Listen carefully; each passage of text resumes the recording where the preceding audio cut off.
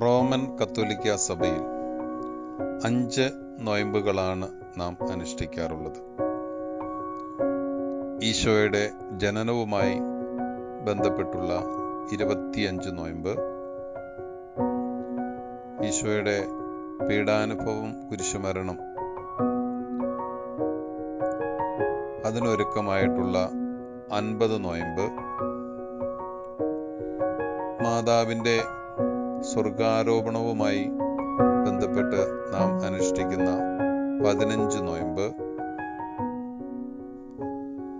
മാതാവിൻ്റെ ജനനവുമായി ബന്ധപ്പെട്ട് നാം അനുഷ്ഠിക്കുന്ന 8 നോയമ്പ്, പിന്നെ 3 നോയമ്പ്. ഇങ്ങനെ 5 നോയമ്പുകളാണ് റോമൻ കത്തോലിക്ക സഭയിൽ നാം അനുഷ്ഠിക്കാറുള്ളത്.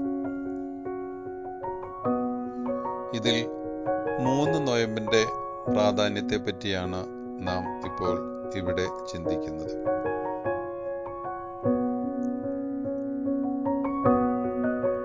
വലിയ നോയമ്പിൻ്റെ മുന്നോടിയായി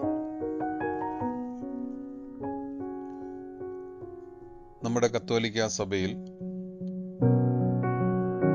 വലിയ നോയമ്പിൻ്റെ ഒരുക്കമായിട്ട് നാം അനുഷ്ഠിക്കുന്നതാണ് ഈ 3 നോയമ്പ്.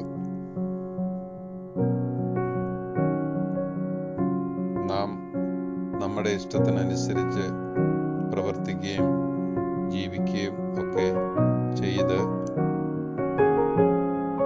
50 നോയമ്പിൻ്റെ ഒരുക്കത്തിലേക്ക് നമ്മെ നയിക്കുന്ന ഒരു നോയമ്പാണ് ഈ 3 നോയമ്പ്. ഒരു വലിയ നോയമ്പ് തുടങ്ങാൻ പോവുകയാണ്. അതിനു മുന്നോടിയായിട്ട് നമ്മെ ഒരുക്കുന്ന ഒരു പ്രക്രിയ ആണ് ഈ 3 നോയമ്പ്.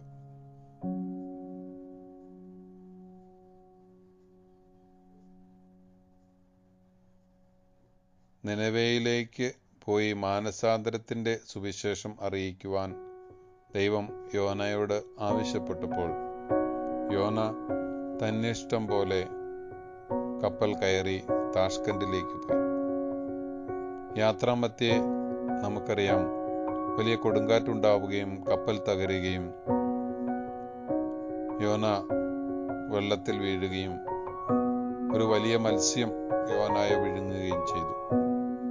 മത്സ്യത്തിൻ്റെ ഉള്ളിലായിരുന്ന യോന 3-ാം ദിവസം, അതായത് 3 ദിവസം യോന മത്സ്യത്തിൻ്റെ ഉള്ളിലായിരുന്നു. 3-ാം ദിവസം ദൈവത്തിൻ്റെ അരുളപ്പാട് പോലെ ഈ മത്സ്യം നിനവേയുടെ തീരത്ത് യോനായെ ശർദ്ദിക്കുകയാണ് ചെയ്തത്. ഈ 3 ദിവസത്തിൻ്റെ ഓർമ്മയ്ക്കായിട്ടാണ് നാം 3 നോയമ്പ് അനുഷ്ഠിക്കുന്നത്.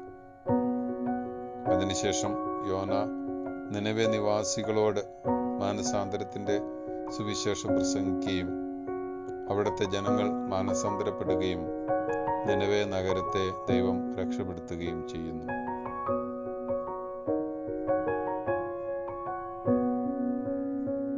അതുകൊണ്ട് തന്നെ ഈ 3 നോയമ്പിൻ്റെ പ്രാധാന്യം മനസ്സിലാക്കി നമുക്കും നമ്മുടെ ജീവിതത്തിൽ നമ്മുടെ തന്നിഷ്ടം പോലുള്ള ജീവിതത്തിന് ഒരു നന്ദി കുറിച്ചുകൊണ്ട്, അതിന് ഒരു അവസാനമിട്ടുകൊണ്ട്, വരാൻ പോകുന്ന വലിയ നോയമ്പിൻ്റെ പ്രാധാന്യം നമ്മൾ മനസ്സിലാക്കി അതിന് ഒരുക്കമായിട്ട് നമുക്കും ഈ 3 നോയമ്പ് അനുഷ്ഠിക്കാം.